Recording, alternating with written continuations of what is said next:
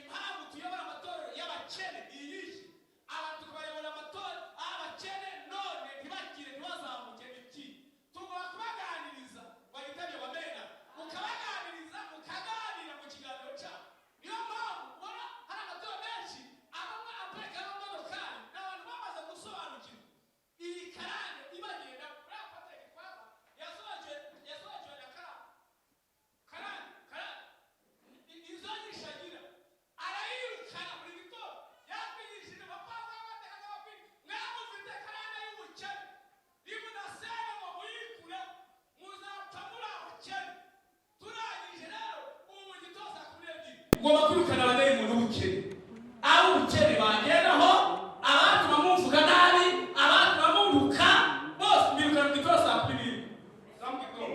bori rwari kurya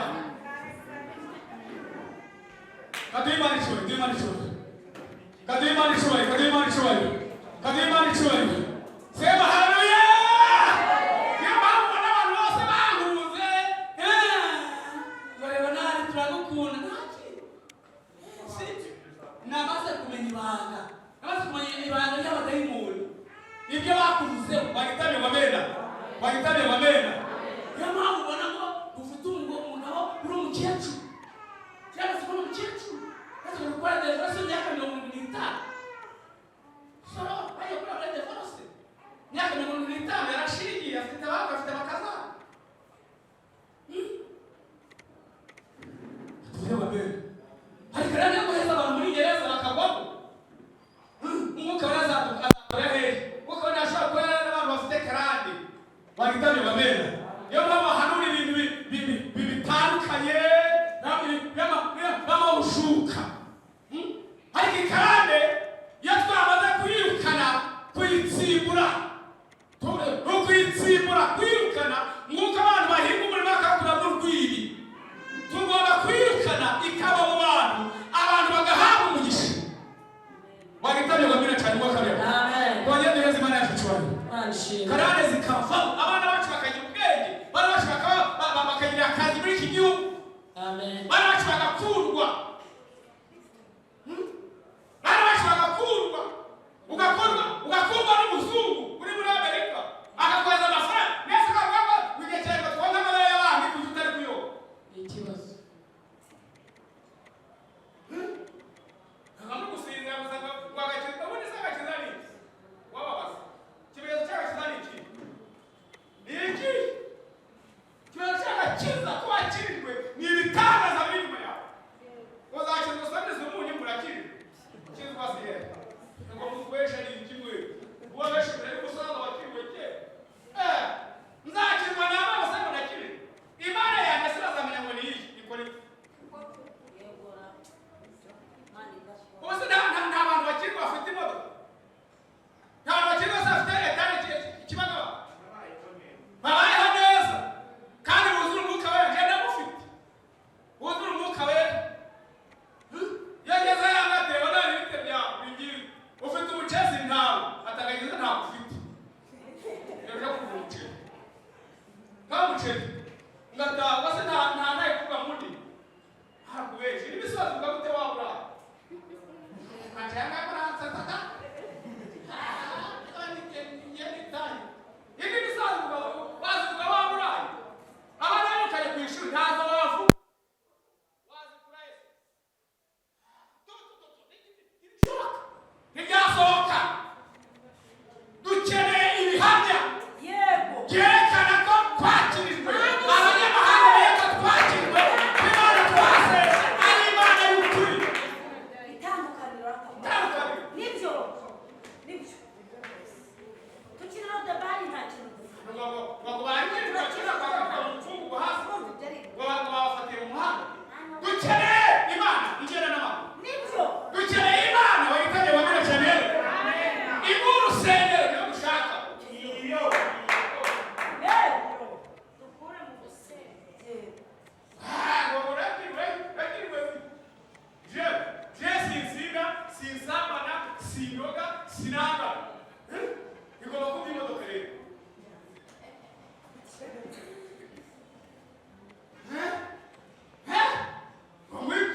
Wagitanye wamena. Kamera bikora ko byica hari kwa ibi. Wari ko byica. Urabona se ndakeneye ubu.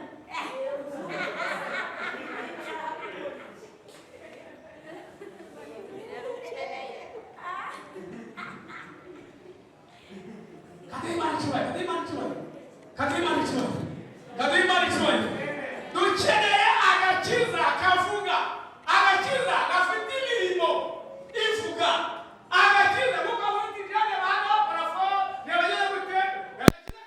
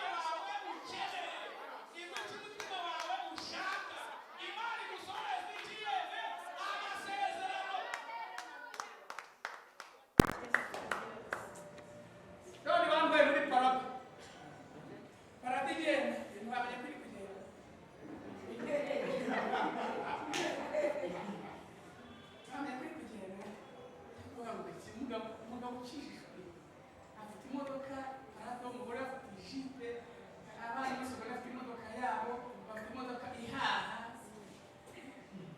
agezemo iwe mu rugo bafite saramani kubera hano basingana n'isare yayo batoreka amasore 20 nubwo Imana aho zibyorya n'ibyo rahise mpaka ese ndabibye kubyo byose ngo ntigeze kubigiwayo sindari kirimo kabyara fata amazi wese baze n'ishushu ikivumuto fanta citrus sprite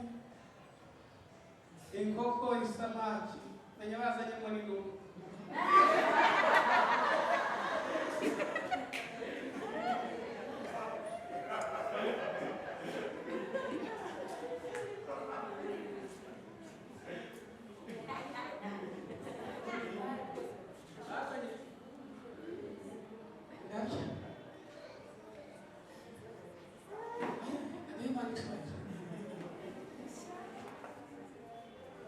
umwese ko muri aho mwese uwaje umuka hafi ya bose mwasaga mwese mufite utudomu mwihagarikamo nijoro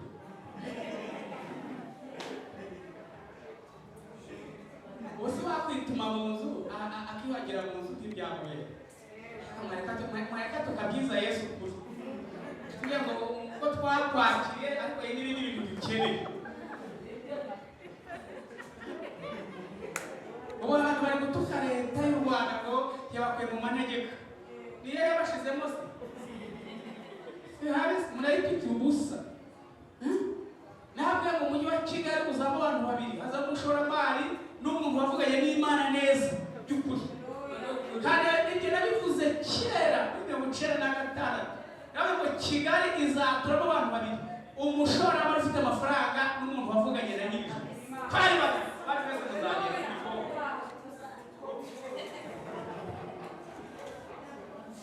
insengero zirimo zitavuganye n'Imana zifite abantu basambana bagenze nazo zigiye kuvamo hasigamo insengero zifite abantu bafite inzira z'igisiyo amen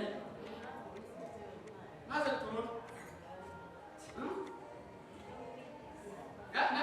nabiri ubutumwa muri hope kwa Seyosa navuye muri 2017 nawe mu Imana yambwiye ngo abantu ngiye kuri ku isoko ry'ivugabutumwa barangitegereza umupasi yagize bari kwigishayo arambwira ngo wiki Imana igiye kubakora ku isoko ry'ivugabutumwa mwese tugiye kubakora barangitegereza haba tubivuze ntabwo ari byo nteka turebe mu bantu bafunye bwa mbere kandi baramufunye kugira tuzajya kumufungurira kuko nabyo ntibazagufungurira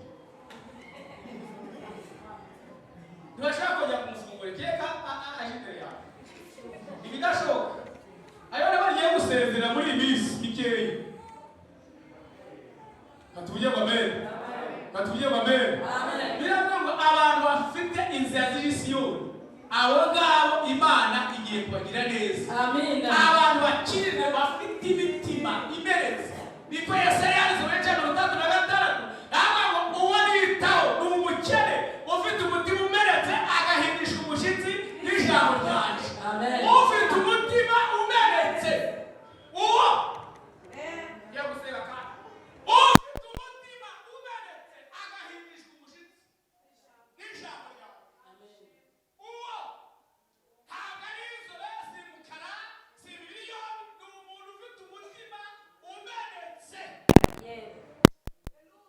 uwo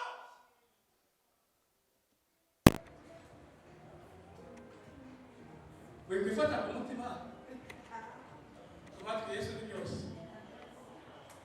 Yesu ari hano kamere hano abazi ko ari hano bavuye mu mbere Yesu ajya kuri hano igitangara cyangwa ajya kukikora hari abantu bakizeye ngo bavuye mu mbere oya tuvuye mu mbere oya tuvuye mu mbere oya tuvuye mu haleluya oya tuvuye mu haleluya oya tuvuye mu haleluya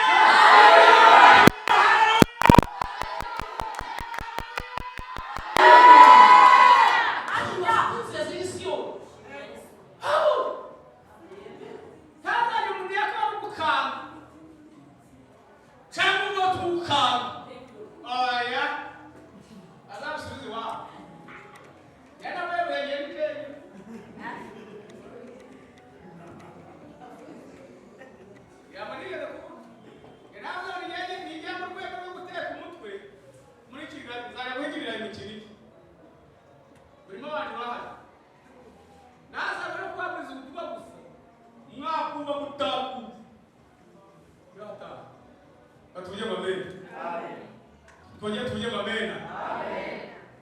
Ari abagabo nakunze batatu barimo Saduraka na Meshaki na Abedinego, batatu gusa, batatu. Najya kumutambura abantu kuko ari batatu kuko babuze mundera hano beko ndangiriza abahungu batatu barimo Saduraka na Meshaki na Abedinego. Igice cya gatatu cy'ukurikira ngo baravuga ngo nubwo Imana yadukiza nubwo itadukiza mama burabe wachana uwane ushubane niba hari ikintu nibagira ikibari kitana basize mu rugo ubari mo kwese ai as na kwa to bra hanu muri hanu ko mu mwana ufite ubwoba murari ba mwese mufite ubwoba bariko abahungu kwa ukwari batatu. Umwami Nebukadinezari yakoze igishushanyo kibanje ngo baracoboranira inteko zose, abayobozi bose, abashumba bose, abazamadini bose, abahanuzi bose, barabacanye bose barubara ngo ariko abahungu batatu kandi Imana icoboye. Abahungu bangahe? Batatu. Bari Saduraka na Meshaki na Abedinego. Babwira ijambo rikomeye bavuga ngo nubwo Imana yadukiza yego nubwo itadukiza ntabwo tuzanisha wakoze nyagasa haba apukire ijambo rya gatatu baba kandi nyagasa Imana ibasha kudukiza ubwoko bwawe. Mwari nabo mukoranye umuriro barakoranye mwari na umuriro uraka ugeza ku nshuro ya kabiri ngo umaze kwaka bafata abagabo barabaterura baraboha biratumye ngo bakibajugunye umuriro ngo ibirimi birabafata birabasumira ngo birabice. Saduraka na Meshaki na Abedinego ngo bagwa itara ry'umurugurumane. Uwo mwicaye mufate mu kiganza kugica umubwire maze dusenge.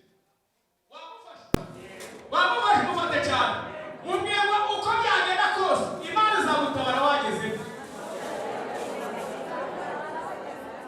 Ongera bimubwiye ngo Imana izagutabara wagezemo, wageze mu muriro, wageze mu muriro, Imana izagutabara wageze mu muriro. Batubirize Imana impundu, Imana igiye kubatabara abageze mu muriro, Imana igiye kubatabara. Sema haleluya.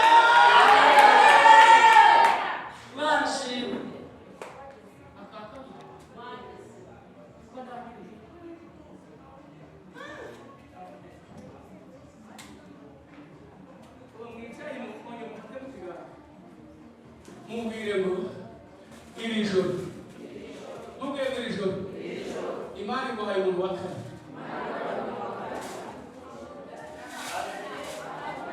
Mubwire ngo Imana iguhaye umuntu wa kane kandi wa kane asa n'Imana w'Imana. Imana ibahaye umuntu wa kane muri itorero. Imana ibahaye umuntu wa kane. Amina. Wa kane ni ibisubizo, wa kane ni ubutabazi, wa kane ni akazi, wa kane ni mariage, wa kane ni ibyawe,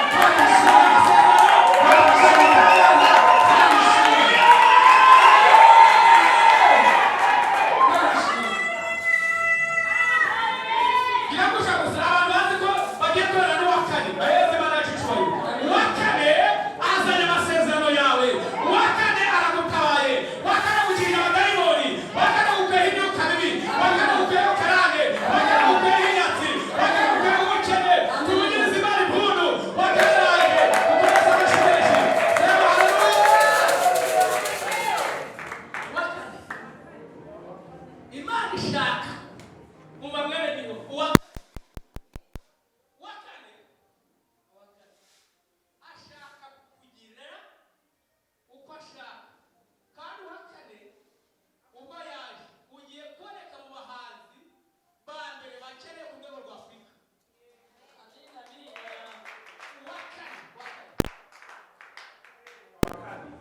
uwa kane mwabariberamo, uwa kane araje kandi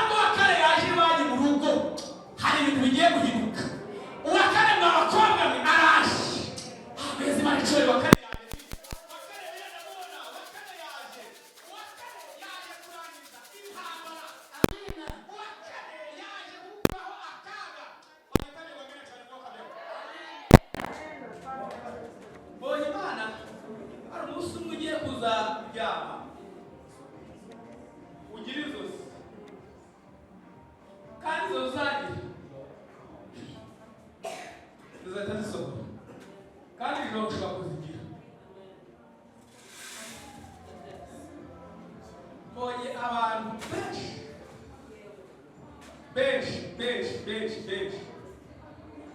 bagushakisha. Ijambo rya kabiri, Imana igiye kubuza n'umuntu ukomeye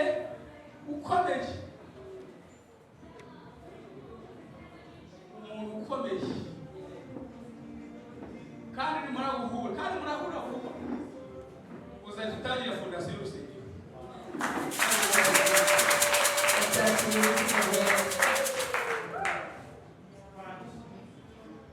Imana kubuza n'umuntu ukomeye.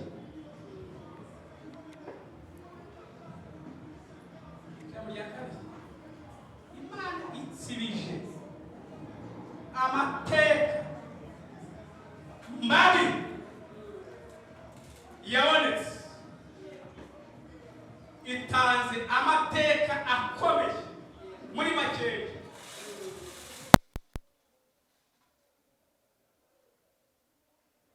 Kuko wabonye hari umunsi umwe igihugu cyacu cyagize amateka mabi, kigira amateka mabi, abantu bose barakivuga, abantu bose baragituka, abari bose ku isi. Uyu munsi wa none isi yose ikaba yifuza kuza kukireba hano. Imana igukoreye amateka meza muri iki gihugu.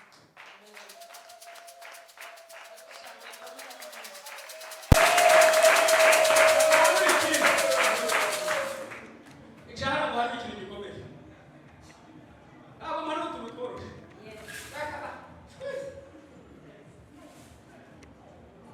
Kandi Imana icyubahiro. Ijambo riravuga ngo Betelehemu ni muri mutoya mu midugudu ya Yuda, muri wo hazava umukiza mu midugudu ya Yuda. Katuye amen. Amen.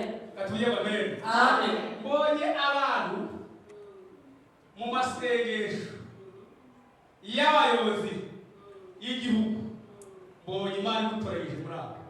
Amen.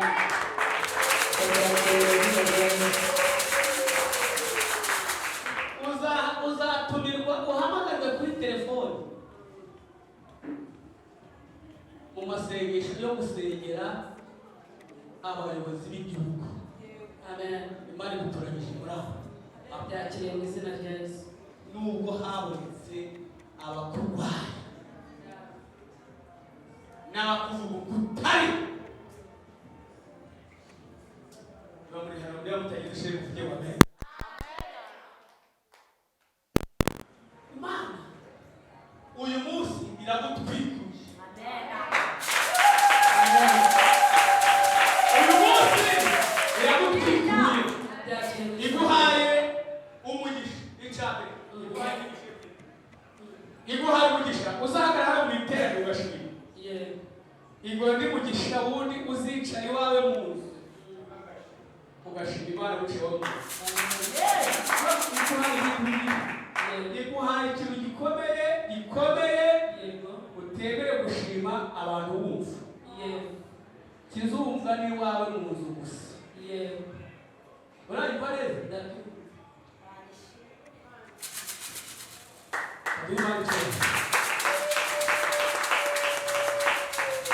Imana icyubahiro. Naje nambaye imbere. Ndayambaye. Iyi murayifite ariko ntayo wambaye. Ariyo wambaye? Oya. Mbonye rero impeta y'izahabu. Impeta y'izahabu.